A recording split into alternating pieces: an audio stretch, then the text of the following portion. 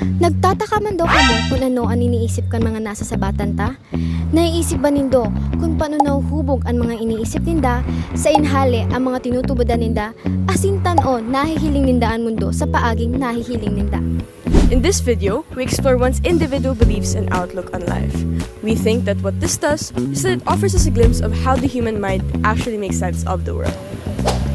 Bako lang ini para sa mga estudyante, pero para sa mga osyosero, asing dawa si Sai na interesado sa pag-intindi kaniba't ibang perspektibo kan tawo. Ano ang goal mi? To encourage people to reflect on their lives, spark meaningful questions, and remind everyone that each belief system has its own story behind it. Napili naming ipanayam ang mga sumusunod. Security guards that guard our safety, vendors that care for our health, and velocity care staff that always lends a helping hand. Ano pang hinahalata? Mana!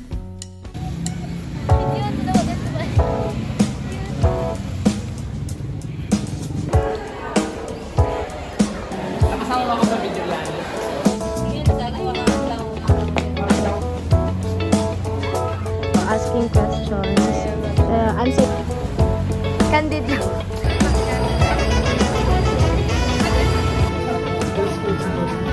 Marhay na daw sa indong gabos. Kaibahan ko po igdi si Ako po, si Guillermo Bisanago, Detachment Commander po kang security guard po.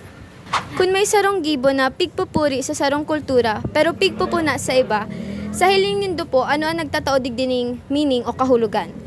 So, consequences? So, opinion kang iba? O so, garo tinakda ang mga bagay na mayo man talagang kahulugan, tapos kita na sa ng mga tao ang nagdidikta kung maraot o maray ang sarong bagay. Yan kaya po, ano po yan, nagdidepende po yan sa paniniwala, ang sa sagong ano yan, organization o di kaya religion. Halimbawa, ang Muslim po, nagtutubod sinda ang pag-agum ning dakol na babae. Okay po lang sa inda yan, basta kaya ninda pong buhayon.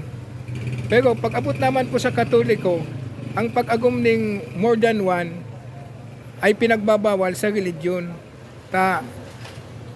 Dahil kita po nagsusunod sa ano yan, batas kang Pilipinas na ang pag-agum saro lang. Marhay na aldaw, kaibahan ko po igdi si Jeff, ano pong ginigibo mo po igdi sa Ateneo? nagme-maintain kang lugar di senior sa Bilardo. Kapag may masama pong nangyayari sa mundo na cause and effect, tagiilhin mo po ni bilang resulta kang garo continuous na paghiro kang sarong tagahiro sa mundo or parte po kang perpektong plano kang matalinong nagibo. Garo, things happen for a reason. Ano po sa iling mo?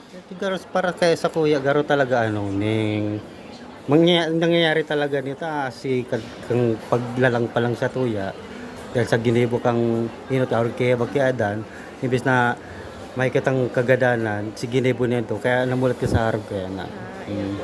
Marhay na daw sa indong gabos. Ako si Yani. Yaon ako digdi kay Basi.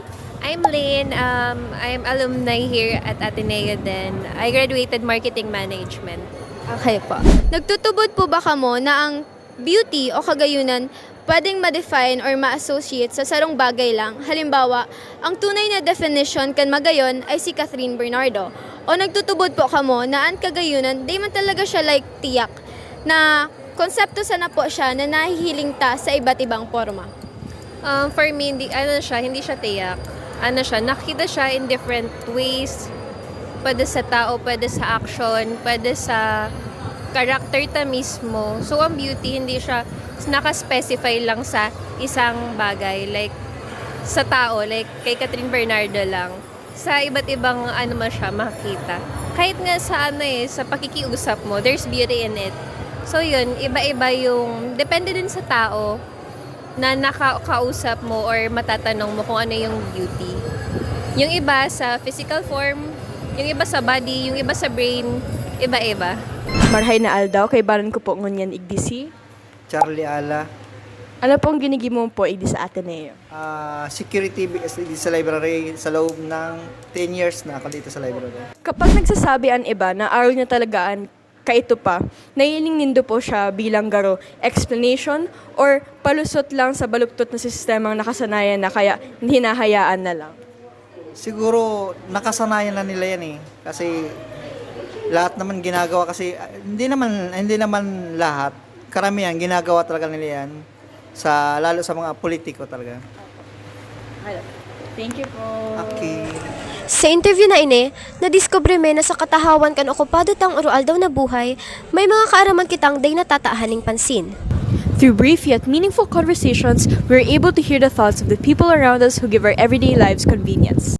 Para kay Sir Sanorho, ang kahulugan da kan mga bagay-bagay na kadepende sa tawo asin sa mga kulturang kinadakulaan ninda. Alinsunod ini sa katubudan ni Protagoras sa ethics. For Kuya Jeff, he believes that everything is a part of God's plan and things happen specifically for a reason.